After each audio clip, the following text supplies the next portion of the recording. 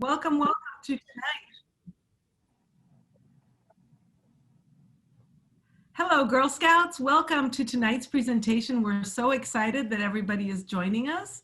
Can we do gallery view so that we can see everybody? If you can turn your cameras on, we would really appreciate that. So we're seeing people entering the waiting room. Let me see, do I have gallery view? Here we go. I see Ainsley is here. Hi, Ainsley Cadet. Thank you for turning. And Katie McDonald has joined us, and I see she likes archery. And if you can turn your cameras on, we would love to see you, if possible. Oh, and let's see, Clara has joined us. Hi, Clara. And Michaela. And Caitlin. Oh, you're gonna learn so much tonight. We have like the most amazing presentation. I love these that have their troop numbers. Allie has her troop number and her name and her level, senior. Awesome. How is everybody doing? Did you have school today? You can put in the chat. How do I change my name? I think you can, I don't know, who can teach how to change the name? I think you can go into your profile, I think it is. Yes, Annie had school. If you find your name on the participant list, you should be able to hover and you should get a more button, and it should allow you to rename yourself. Some devices don't have that feature set up that way, but that's how I know how to do it.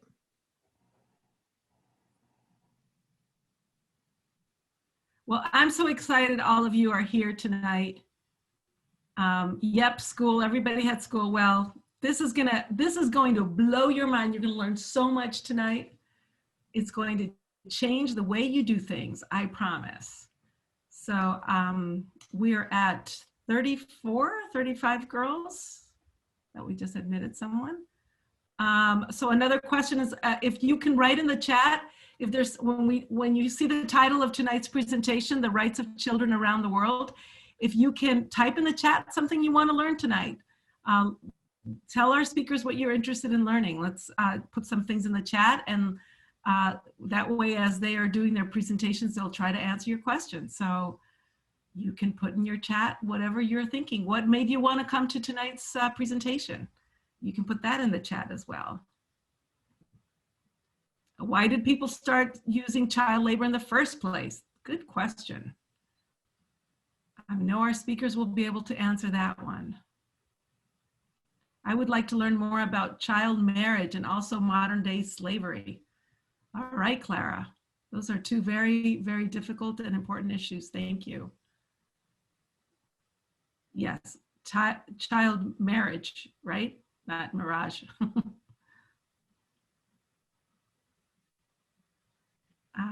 I learned about a company that was using child labor and I thought that was wrong, so I wanted to learn more about it.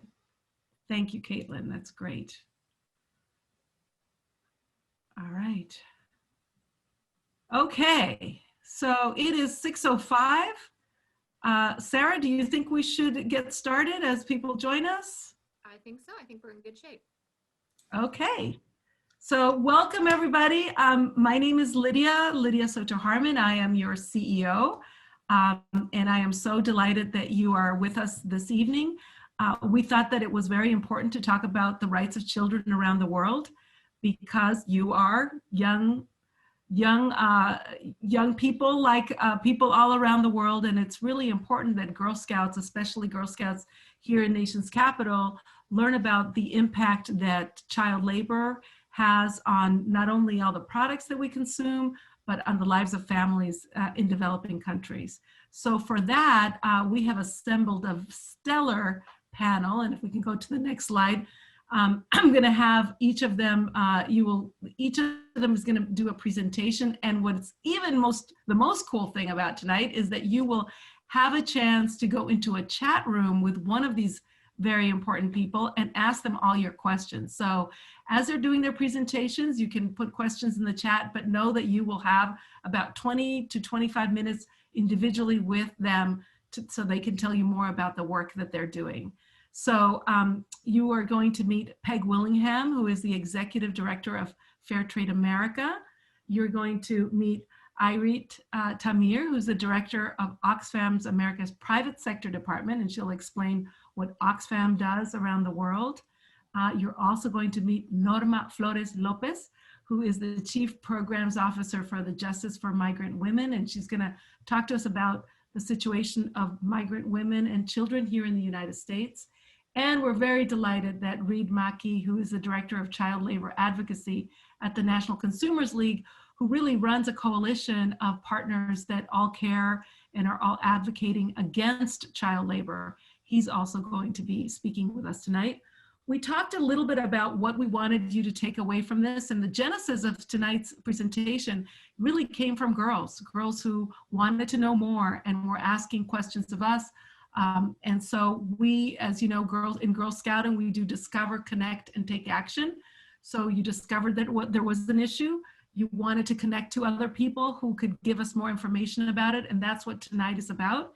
And so my hope is that by the end of our presentation, you will be able to do something, to take action, to either advocate or take action, either personally or in your community. So that is my hope for tonight's activity.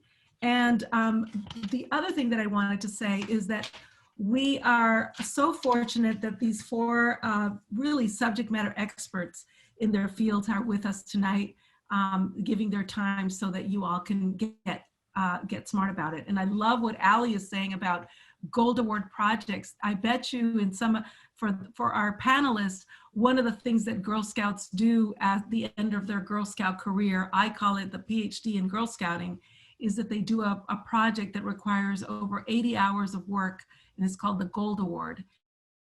And so girls, when they get to be 9th and 10th grade, are looking for really quality issues that they can help to solve in their communities. And so my hope is that some of your presentation will spark some interest for them on things that they can do to help their community, and hopefully do the Gold Award as well. So that will absolutely be something you can gain. So with that, I am going to turn it first to Reed Mackey, our Director of Child Labor, who is going to share his screen. And Reed, I want you to say hi to the girls and to begin your presentation. One of the things that I learned by Googling you, which I thought the girls will find interesting, is that you once spoke at an event with Eva Longoria. She was behind you. You were speaking at the podium and she was standing listening to you. I thought that was pretty cool. Yeah, that was really fun. And Norma has actually worked, who's going to speak later, has actually worked even more closely with Eva. But she's a great person and cares a lot about child farm work in the U.S., which is our major domestic issue. So yeah, she's really done some great things, and I think Norma can talk a little bit about that as well. So she's a great person to look up to in this area. But I guess I'll just get started. I have a lot of photos to show you because I thought the girls would like to see what child labor looks like. And I'll just start with just a few words about who we are. The Child Labor Coalition is, I'm not sure if everyone knows what a coalition is. It's a group of groups that gather for a specific purpose. And our purpose is to reduce and end child labor and to safeguard children who work. It includes a lot of groups you might have heard of, including the two major teacher unions. They're very active members, and they're some of our biggest supporters. So my first question is, what is child labor? And it's not the same as child work, which all of us growing up have done chores, cut lawns, we've helped our parents. That's usually limited work that doesn't damage children. Child labor is work that actually damages the development of kids. And for one yardstick is if you work more than 20 hours a week, the potential for damage increases pretty significantly. Educational research shows that if you do that grades tend to drop and kids tend to drop out of school more than other kids. So there's a reason why one of the things we do is public education. We do seminars like this. We talk to kids. And there's a lot of confusion about how much child labor there is in the world. And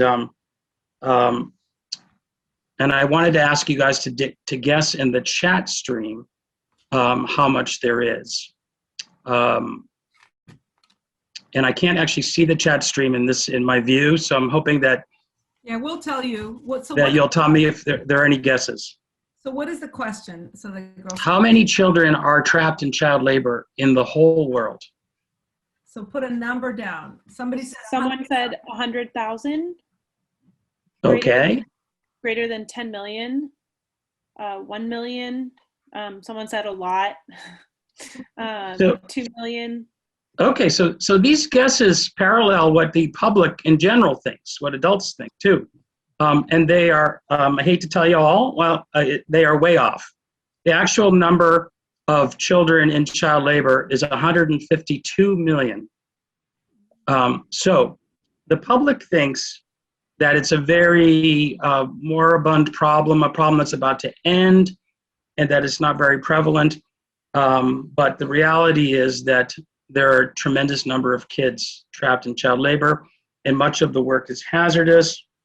And I want to show you some pictures so you get a sense of the scope of the problem. And these are children who are weaving. It used to be a very common form of child labor. 1 million kids used to do it. Now we're down to 200,000. We've made some really good progress. Here's the face of a young girl who was trapped in child labor and weaving. And she was rescued by one of our CLC members. Here's a girl making garments. Now we're talking, a lot of these kids are working 10, 12-hour days for almost no pay, for very little pay. You can imagine how sore your body gets. These are girls from U.S. farms that work, migrant kids that work on U.S. farms that I've met over the years. Norma's going to talk about that later. This is a girl in the U.S. working in tobacco fields. It's so toxic that she has to wear garbage bags to prevent the poison from the tobacco leaves, the nicotine from poisoning her. These kids are harvesting Nutella in Turkey. They're harvesting hazelnuts. I just blew my question. Hazelnuts are a main ingredient in the treat Nutella. This is a very common form of child labor in Turkey. Palm oil, you guys know a little bit about that. It ends up in a lot of food products, including some cookies. This child's harvesting rice. 60 to 70% of children work in agriculture, and it's often backbreaking labor. This girl is harvesting sugarcane.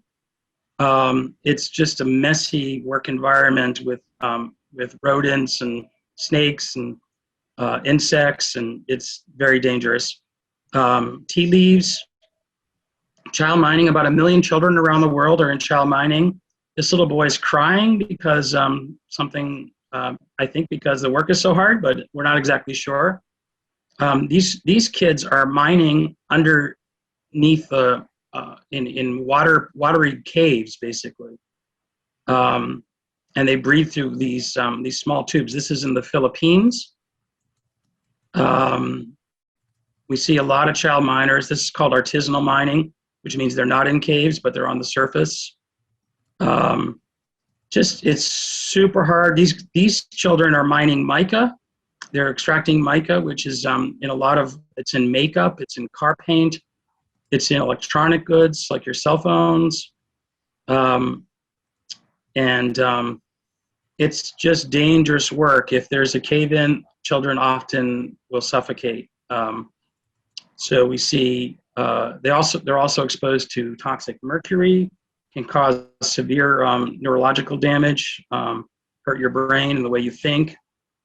These girls are carrying rocks on their head. A lot of kids break up rocks to create gravel and extract minerals. And around the world, about a million kids are doing domestic work in houses where they're very vulnerable. They earn very little money and they work very long hours. It's very challenging. Somebody asked about child marriage. Child marriage is an area that's related to child labor. It involves child exploitation. This girl was married off to this man. Often there's the girl child is married to an adult male. And, there are a lot of health outcomes of that, a lot of educational impacts. Child soldiers is another area where we see a lot of child labor, really dangerous. And girls are either made soldiers or to help in the camp in exploitative ways. So there's a lot of forms of child labor. There's over 150 products.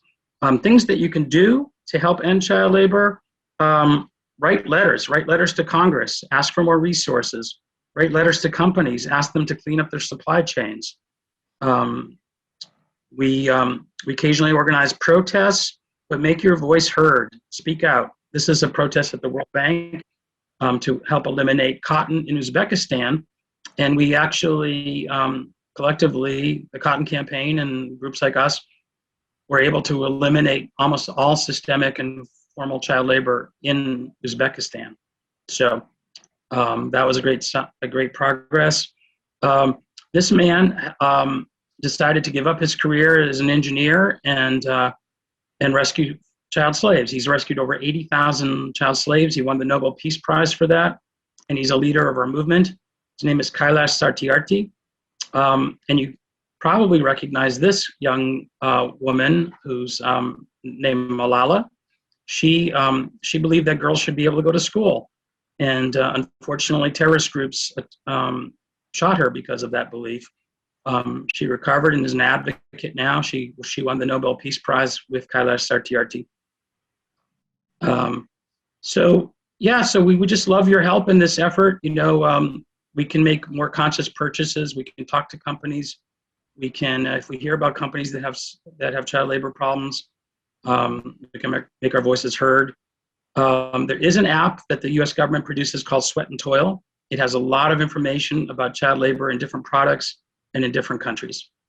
So I'm ending with this slide. This is an interesting effort to highlight child labor issues around the world. A sandcastle made out of sand, and I thought it was kind of beautiful.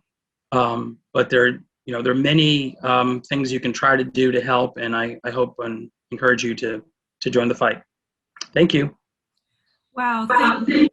Thank you, Reed. That was fantastic. Thank you for sharing those very difficult pictures to see, quite honestly, but also sort of puts a face to an issue that I know our girls are really, really interested in. So I know that our next speaker is going to be Peg Willingham, and I wonder if we can view. So Sarah, I see you might want to make just a little bit larger, maybe. So let me introduce you to Peg Willingham. So Peg Willingham has had a stellar career. She is one of my dearest friends, and she has done everything from being a Foreign Service officer to working on vaccines to save the world, and now her latest adventure is the executive director of Fairtrade America. She makes me proud every day that she is my friend. I learned so much from her. And one of the things I learned tonight is that she grew up as a Girl Scout, which I'm so excited about. So with that, it is indeed a pleasure to introduce one of my dearest friends, Peg Willingham. Well, Lydia, thank you. I don't think I've ever had a better introduction in my life. And thank you, Girl Scouts, so much for being here tonight or watching this recording later. And I have been a Girl Scout, a Brownie, and a Cadet. And I know you're looking at my slides, but I'm going to briefly show you my badge. My badge is from 40 years ago. You probably can't see too well, but one of these it looks like a coffee cup, is a housekeeping badge, which you don't do anymore. They stopped having 30 years ago. But in those days, there was an idea that girls were supposed to do things like housekeeping and setting the table. You got a badge for things like that. And of course, now 40 years later, Girl Scouts, you can do anything, but I'm going to connect it to my presentation. So the slide you're seeing shows how chocolate gets started. And that is what we call a cacao plant. I don't know if any of you have been to Hershey Park, where there's a chocolate tour. You learn how chocolate is made. So it starts out with this plant that is grown in Africa, Asia, Latin America, and the Caribbean. Next slide, please. Thank you, Sarah. So fair trade, what's in a name? We're about a fair deal for farmers and workers who grow the bananas and the other things that you'll be hearing a little more about tonight. And you heard from Reed that a lot of child labor happens in agriculture, in farming. And that's because in Africa, Asia, Latin America, Caribbean, farming is still the #1 job for most people and the biggest part of their economy. And women and girls do a lot of the work on farms, and yet they often don't get the money from that, or they don't get to own the land, or get some of the training or other benefits that men farmers get. Also, girls miss school more often than boys. They're expected to work on the farm, to do chores around the house, to get water for drinking and washing, but also for farming. I'm so glad to see in the chat that there are people who get fair trade bananas at home. Thank you so much. So it's a hard life, but I show you this picture to show that there are also ways where, just like you Girl Scouts in America no longer have a housekeeping badge because there's a recognition about girl power and doing a lot of other things. This is a group of high school girls like you. They're in Zambia. I took this picture last year, actually 2019, because I wasn't going anywhere in COVID in 2020. But these girls in Zambia in East Africa are participating in the National Agricultural Show, which is a big, big deal because it is a #1 profession in the country. The president comes to the agriculture show. The Zambian Air Force has planes fly overhead, and girls compete to get to participate in the national show and to show off the innovations they're doing in farming. So there are a lot of challenges, but also there are girls who are leading the way in agriculture in Africa and other countries. Next slide, please. So really glad to hear about the fair trade bananas, that they are the best and yummy. Great to see that in the chat. That's fantastic. So what is fair trade? It's about getting a fair deal for farmers and workers, many of whom are women and girls.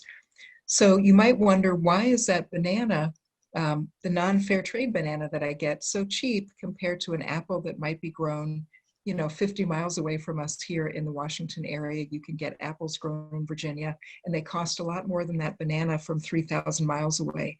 And it's because the workers and farmers who grow things like our chocolate, our sugar, our cocoa, our bananas, vanilla, and other products don't get paid enough money for the work they do.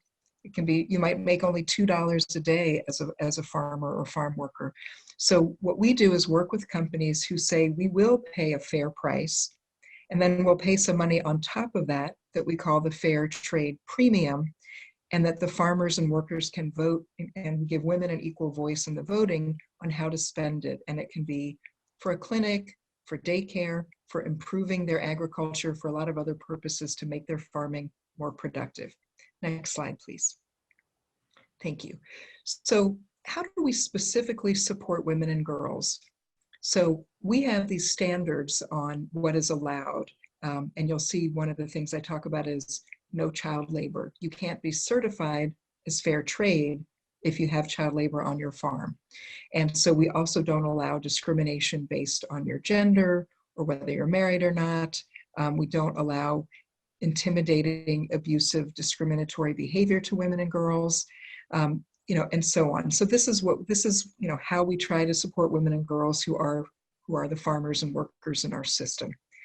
Next slide, please. And actually, that's a great question about how do you know whether it's fair trade or not. So we do have a trademark on our package that we'll show, and you'll see that in one of my slides, I think, what the logo looks like. That's a great question. So we have a Women's School of Leadership, for example, so that women can go back to their communities with training and with empowerment. And that's right, there's a sticker on the bananas that shows the logo. That's right. I'm looking at the chat. So these women will get trained and go back to their communities as lead farmers to share, what are some of the best ways to have a fair trade farm, and what are new opportunities and empowerment for women, and how to talk about discrimination and empowering women and girls in their communities. Next slide, please. And so you can see the logo here, by the way. It looks like a person raising their hand with, with the blue and the green behind them, and on some of the women's shirts. So, women are feeding the world. They're doing the hard work on farms and many other professions. And so we want to support them and do even more. We only have reached 2 million farmers and workers in our movement, and we would love to empower and educate even more girls and women. And also, one of you all had a question early on in the chat about why is there child labor? And you're going to hear about more from Irit and from Norma. But the main reason is poverty. There are no parents who really want their children to be exploited. All of these people wish their children could go to school and have better lives than they do. But it can be really hard and challenging based on poverty. So we're trying to work with the farmers to get better prices and get a better deal so that they don't live with as much poverty and they don't have as many problems with child labor. And my last slide is, what can you all do? So as Lydia said, you're here to discover, connect, and take action as Girl Scouts. So what we at Fairtrade would ask is, look for that logo. Be like the Girl Scouts in this chat who get those bananas. So look for the logo, choose Fairtrade products, follow us on Instagram, and share what you've learned today with your family and your friends. So thank you so much for listening, and I look forward to being in the breakout group with some of you all later. Thank you. Thank you, Peg. That was wonderful. Thank you for your presentation. And thank you, girls, for asking your questions in the chat. It really makes it even more interactive. So we really appreciate that. So next we have Irit Tumnier, who is the director of Oxfam Private Sector Department. And Irit has done an incredible job of working with different companies. And I'm excited to hear her presentation of what you think our Girl Scouts could be doing. So go ahead. Oh, and you're on mute. There we go. Yes, wonderful. Well, thank you so much for having me here. And it's so great to see all these girls online at this hour wanting to learn more about child labor. It is really a testament to the Girl Scouts that you all are able to get this much interest in this topic. So thank you all for being here. As Lydia said, I work with a team that engages companies around issues like how to create a better food system. So if we could go to the next slide, I will tell you a little bit about Oxfam. Oxfam is a global movement of people working to end the injustice of poverty. We work in over 90 countries around the world, and we take on lots of big issues that keep people poor. Things like inequality, discrimination, the unequal access to resources like food, water, and land. And we also are a humanitarian organization, so we help save lives in disasters and build stronger futures for the people and hold the powerful accountable. Next slide. So what is our vision? Our vision is a just world without poverty, and that is because poverty isn't because there isn't enough food to go around. There's enough food to go around. We make more than enough food on this planet to feed the world. The reason people don't have food and live in poverty is because of injustice. It's because there are things wrong with our systems that are keeping people trapped in poverty. Next slide. And we take a rights-based approach to our work. So what does that mean? It means that all people have rights. The right to basic social services, to life and security, to be heard, to have a decent job and make a good, a decent wage for that job, or have a sustainable livelihood if they're a farmer, to have an education. Children have rights too. You all have rights as children. And so when we go into our work, we do it knowing that people have rights and making sure that they're able to assert those rights. So just some quick facts. 1 in 9 people in the world today are not eating well enough to be healthy. They're going hungry. And half of the world's poor are children, actually. 98 million girls and boys work as child laborers in agriculture. So you heard from Reed that a lot of those laborers work, and from Peg that a lot of the laborers are in agriculture, and that is because so many families around the world in poverty still rely on farming to get by. Many of them are unpaid family members. So they're not being hired by companies. They're being used by their own family because they're poor and they need the extra help on the farm, and they don't have enough money to send their children to school. That's why they often get trapped in child labor. And the reason they're poor is because they're not getting that fair price that Peg talked about. And of course, we believe that we have to engage powerful corporations and governments in a whole host of ways, both within and outside the system, to change that. So what does that mean? It means we talk directly with companies about how to change the way they do business to try to eliminate child labor, but we also talk to the government and do advocacy with the government, but we will also protest outside the corporation or in front of the White House if we have to, as Reed suggested. Next slide. So I love to show this slide. This is the slide that we call the illusion of choice. And the reason I show it is because what you see in the middle, Pepsi, Coca-Cola, you probably all have heard of those big brands, right? Nestle. These are 10 of the world's biggest food companies in the world. But what you see on the outside are all the brands that they own. So a lot of times we go to the grocery store and we think we have so much choice. There's all these brands and we can choose all these different things. But in reality, just 10 companies own all these brands. And this slide is actually a bit old, and they probably own a lot more brands today than they did when this slide was originally created. And I show this because I want you to understand just how powerful some of these big corporations are. Next slide. So one of the things that we want you to do is to tell companies what you want from their products, and that includes how they make their products. We want them to do it in ways that respect people's rights, including children, which means we don't want child labor in their supply chain, and they will listen to you, believe it or not. This right here was from a share graphic that we used on Facebook after we went after Coca-Cola for some of the business practices they had. And when they listened, because we had a petition and lots of consumers reached out to Coca-Cola and said they wanted them to do it differently, they made commitments to do their business differently. And so then we shared this share graphic with all the people that signed that petition and said, Coke listened to you. And that's what they can do for you as well as Girl Scouts. So if you start rating companies, trust me, they'll start to listen. Next slide. So a couple other things that you can do to help create a better food system. Oxfam has something called a guide to shopping and eating sustainably. And it basically encompasses these 5 things. It means save food, don't waste food. Food takes energy to produce food and to grow food. And when we waste it, wasting that energy, and we're contributing to climate change. Shop seasonally, because that also helps to make sure that we're creating a better food system so things aren't traveling many, many miles away. Eat less meat. Meat is a much bigger contributor to things like climate change. Support farmers. So support your local farmers. Go to the farmers market, talk to your farmer, ask them how they grow their food, and support your farmers and cook smart. So I can go into some of these things if you go to the next slide.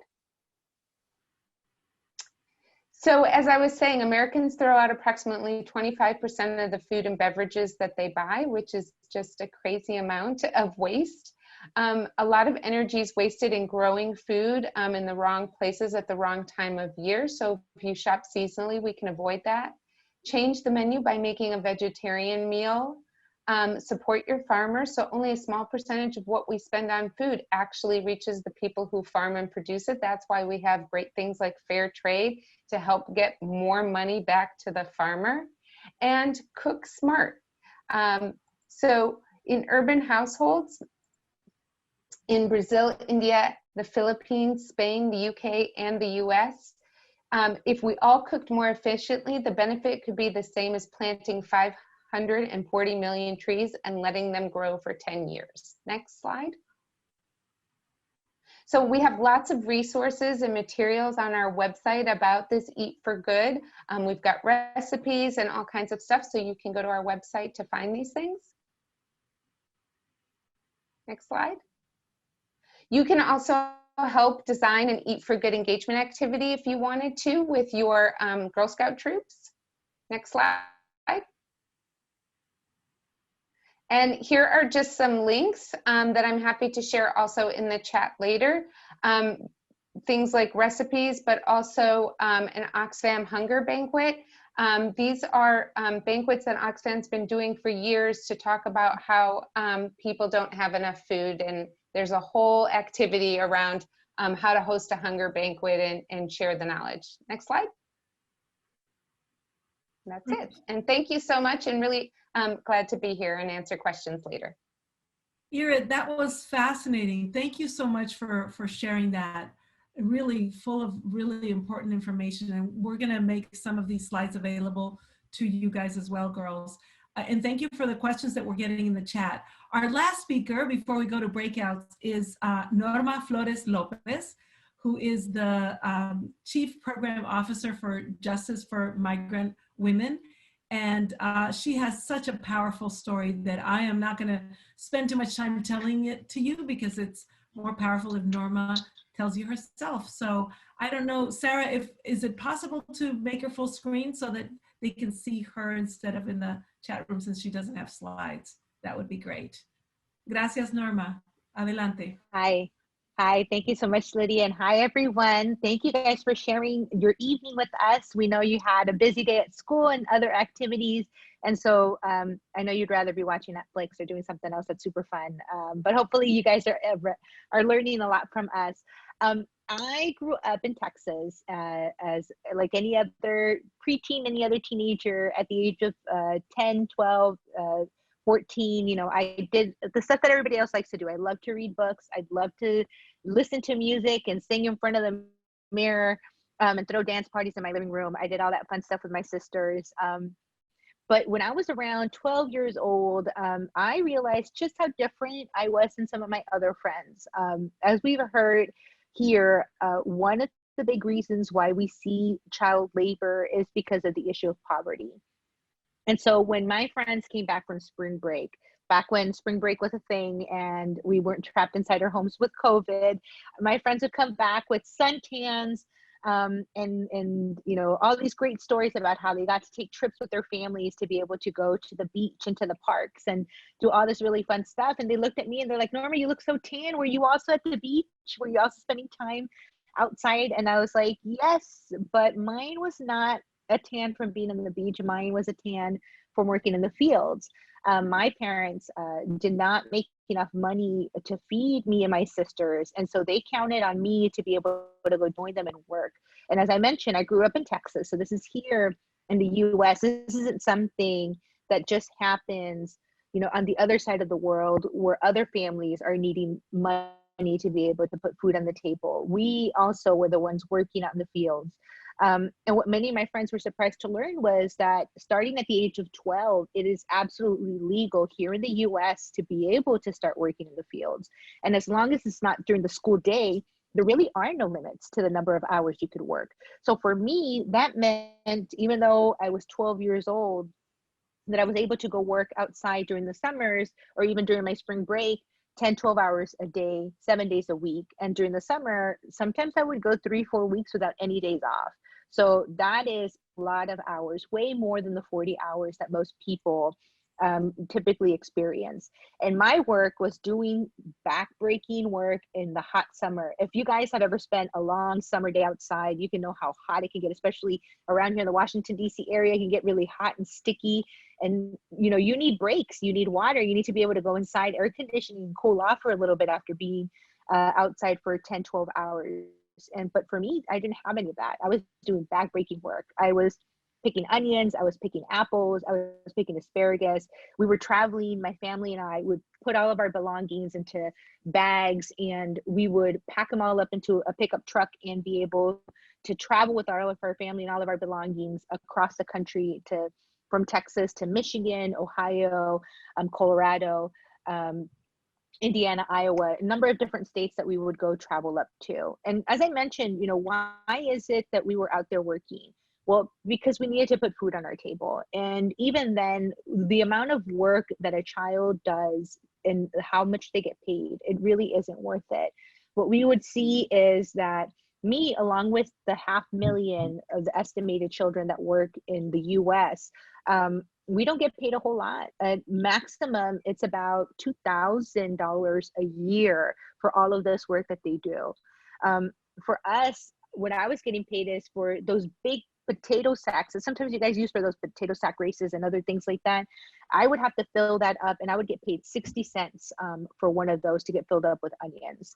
And so you go to a grocery store and you think about what the prices are. There's a huge difference in what farm workers get paid and what the grocery stores actually sell a lot of these products from. And so you hear about the importance of the fair trade. That's part of the reason there, because then when you are not getting paid that much, you need as many hands as possible to pick as many onions as possible. And so then you have all your kids out there with you working in those fields.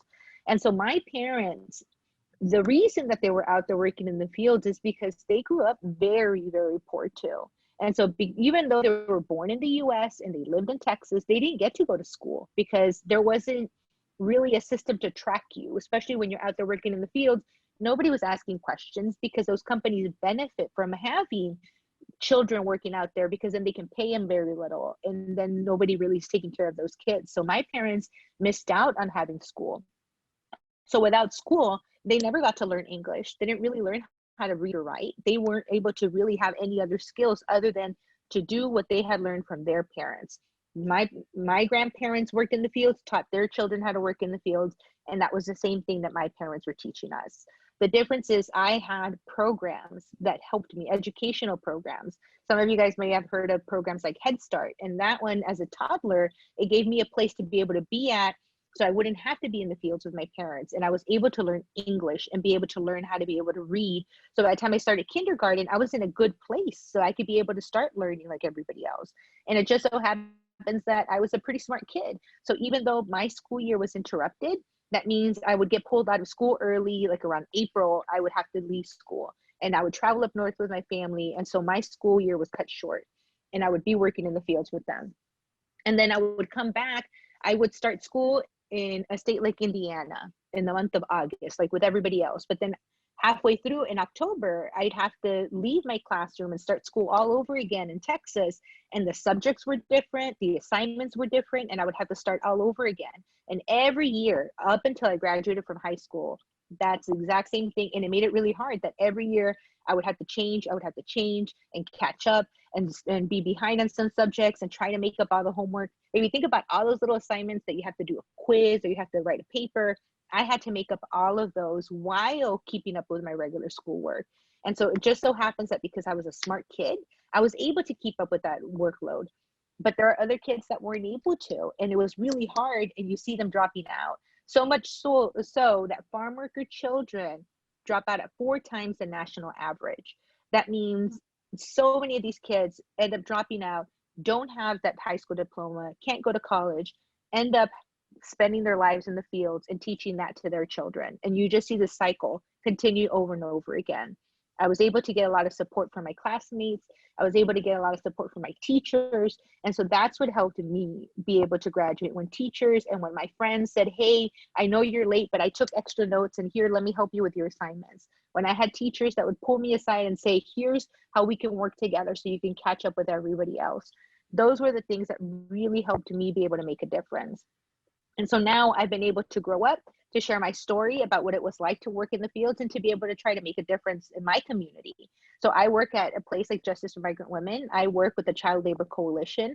I work on being able to share my story, what it's like to work in the fields, to be able to put a face to it, to show people that it's happening here in the US, and how we can be able to take steps to be able to change that so that other kids don't have to experience that like I did. So some of those ways is and ways that you guys could help us is being able to share this information. Spread the word. Let other people know that this is happening, and it's happening here, and it's happening in our backyards. You guys don't have to drive that far from even here, Washington, D.C. Just a couple hours away in Adams County, Pennsylvania, there's apple orchards, and you'll have children that are working in those apple orchards.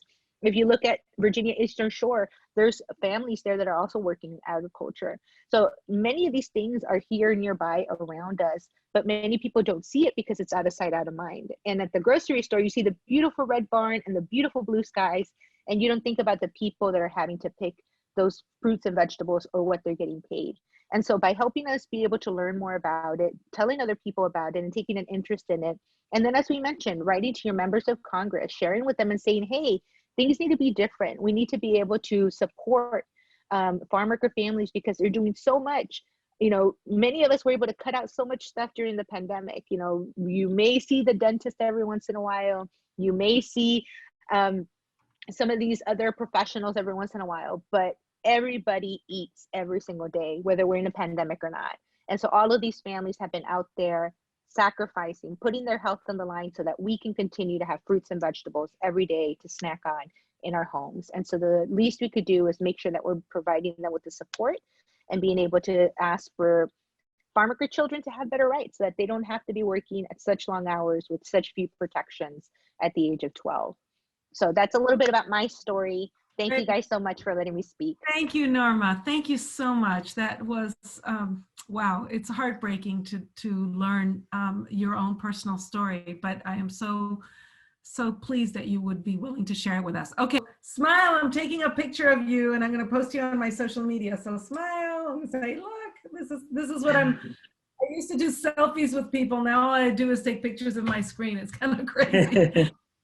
I want to say thank you. This has been amazing. So I wonder if girls can put in the chat something that you did not know before our session tonight, and something that you've learned from this, or something that you're going to change or be more careful about because of our amazing speakers tonight. If you can put in the chat, what is it that you learned tonight? Is there anything that you were like, oh my God, Lydia, I had no idea? That's beautiful. I learned that there are many ways that we can make an impact. That's great. I didn't know that the cupcakes uses a lot of child labor. Fair trade foods, that's an important thing to learn about. The huge amount of children working in child labor. Yes, chocolate, the impact that chocolate has. Wow, this is one of the most impactful programs I have done in Girl Scouts. Sarah, write that down. Look at all. Sorry, I'm keeping the chat. Yes. Wow. So this is great. I am so excited that we were able to pull this together, and I'm really excited that our panelists. I would love to hear from our panelists if we could just go around the room and have you just say like one impression that you have, or something that you learned in your breakout session or by being with us tonight that you would like to share. I'll start with Reed. We'll do Reed, Norma, Irit, and Peg. So Reed, you're first. Yeah, I just, you know, I had really thoughtful questions and really had a nice dialogue, and I'm just impressed that, you know, that the Girl Scouts are showing so much interest in this issue and are looking for ways to help. I think it's awesome. Great, thank you. Norma, to you. Well, I really appreciated the opportunity to be able to share a little bit more about my experiences, and also to sort of gave me an opportunity to share the difference of how there's exploitative work, which is what we're not for, but there's also a lot of value in some work and being able to learn that work ethic, but it has to be done in spaces that are safe, at ages that are appropriate, with limitations to make sure that they don't interrupt people's education. And I was very excited to be able to see that people perked up when I said there's ways to help out farm workers, including making face masks, and there's ways to be able to connect and help that for farm workers right now during the COVID pandemic. So that was really great to hear. And I'll share a little bit of information about that in the chat. Great, thank you, Norma. Irit, what about you?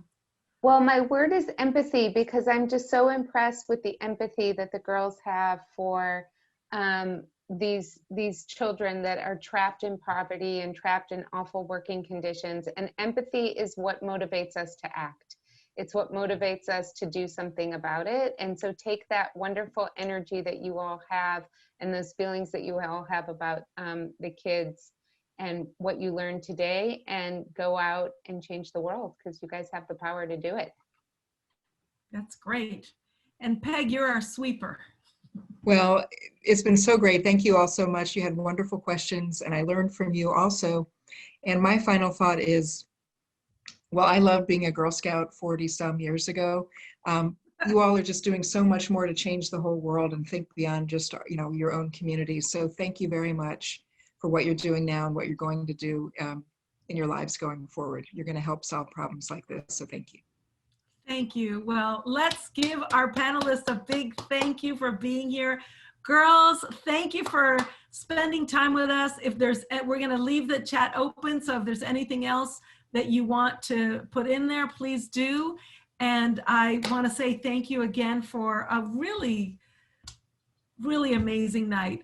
Some of the stuff is hard to talk about, but we need to talk about it, because if we don't talk about it and we don't get our younger generations to really take this on as something that they care about, we're not going to change the world. And that's what we're all about in Girl Scouts, is changing the world. So clap, clap, clap. Thank you, everybody. Thank you, Lydia. Thank you, Girl Scouts. Thank you. Have a good night. And make sure you buy Girl Scout cookies. This is the season. All right. Thank you. That was really fun. Bye. Bye. Thank you. Bye-bye. Thank you. Bye. Thank you. Bye. Oh, there was so, the empathy. That's so true, though. There was a real, wow. Well, we have to do more, like, so Reed, Peg, Norma, I know that Irit had to leave, but like, I want to figure out a way that we could do some of this. I mean, it's great that we're doing it here in Washington, D.C., but I'm glad we're recording this, so let's see if we can maybe share it with other councils and have other councils do this, because I think there is a real